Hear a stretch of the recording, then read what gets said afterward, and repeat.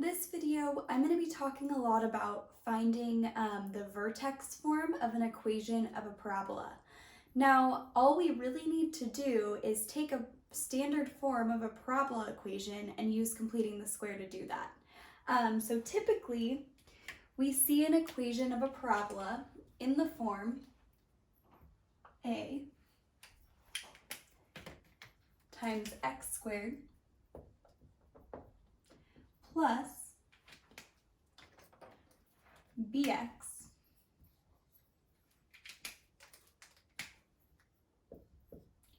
plus c, where c is just some constant, and that's equal to y. But the issue with having a parabola equation in this form is that when I look at it, I can't really see much about what the parabola is going to look like other than I know what the y-intercept is. So what we want to do when we have a parabola equation in this form, we want to use what we call completing the square to change it into vertex form. And what vertex form is going to look like is this. X minus h, let me use a different color,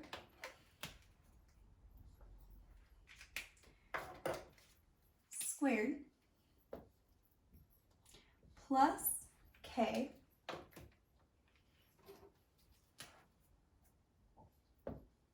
is equal to y.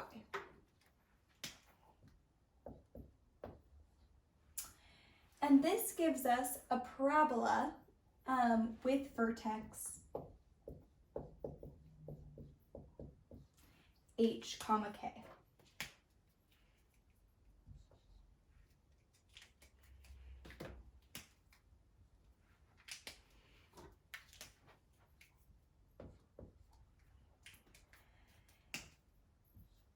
Now, sometimes a, this guy right here, is not 1, and once you do completing the square, your a ends up right here.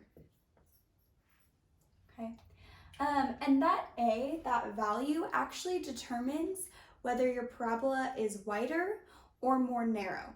So when a is between 0 and 1, that's when you have a more, actually a wider parabola. That growth is being slowed down. And if you have an a that's greater than 1, that's when you get a real narrow parabola. That growth is going pretty fast. Okay, so now that we've seen our standard form of our parabola equation as well as our vertex form, let's actually do an example of this and take an equation in standard form, put it into vertex form, and find that vertex. Okay. So here we're given an equation of a parabola. It's x squared plus 8x minus 2 is equal to y. This is given to us in standard form, and we're asked to find the vertex. So the first thing that we need to do is use completing the square to put this equation into vertex form, and then it'll be really easy for us to identify the vertex. So what I always like to do when I'm doing completing the square is I like to add 2 to both sides. Let's get rid of that constant.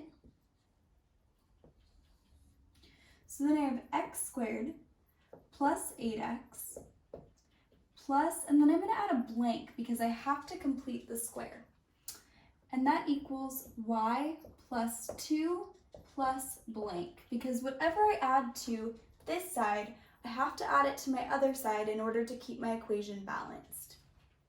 Okay, so now we need to determine what to add to x squared plus 8x to make it a perfect square trinomial.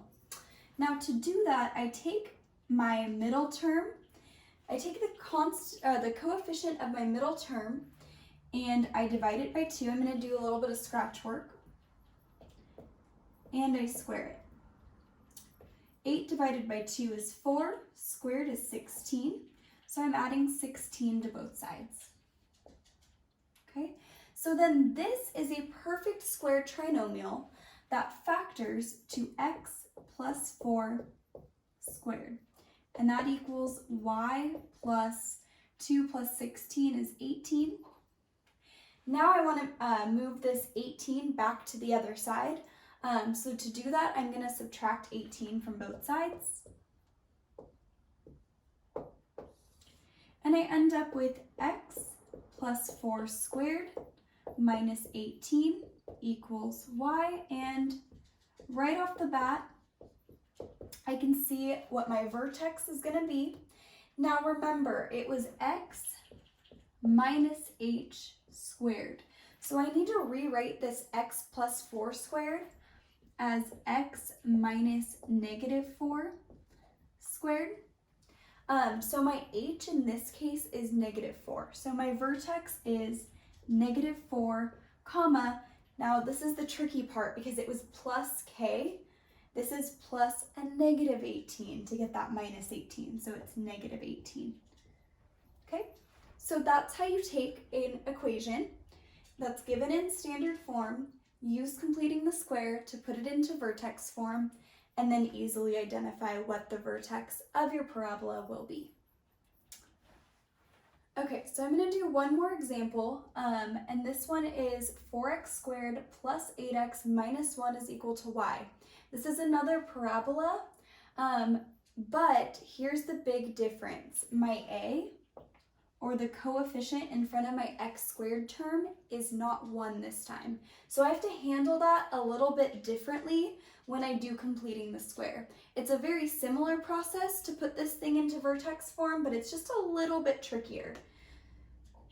So the first thing I always do, does not matter what the problem is, when I do completing the square, I add whatever that constant is to both sides, just to move it away from the terms I'm going to do completing the square on.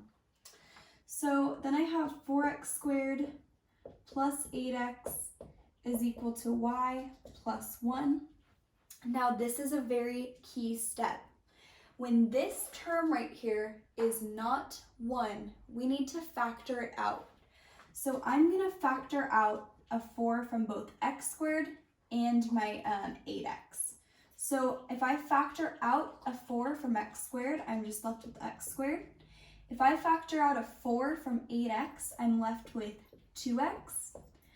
Plus, we're going to add a blank here because we're going to complete the square. Now then it's equal to y plus 1 plus, now here's the tricky part. Whatever I'm adding in here to complete the square with, I'm actually multiplying it by 4. So it's going to be plus 4 times blank. Okay? So now I need to figure out what goes here. So I'm still going to look at my middle term here, and it's this middle term over 2 squared. 2 divided by 2 is 1. Squared is just 1. So I'm adding 1 here and 1 here. Okay, so now I need to factor. This is now a perfect square trinomial, so this actually factors to x plus 1 squared. And now it's equal to y plus 1 plus 4 times 1. 4 times 1 is just 4. So y plus, this is going to be 5, so equal to y plus 5. Okay. Now I just need to move that 5 back over to the other side, so I'm going to subtract 5 from both sides. So then I have 4 times x plus 1 squared minus 5 is equal to y. So I need to identify my h and my k to find my vertex. So my vertex here, remember it's 8x minus your h. It would be minus a negative 1. So it's going to be negative 1, comma, and it's plus k. This is plus a negative 5 to get minus 5. So negative 1, comma, negative 5. And that's how you handle completing the square when you have a constant term in front of your x squared term, constant coefficient, that is not equal to 1.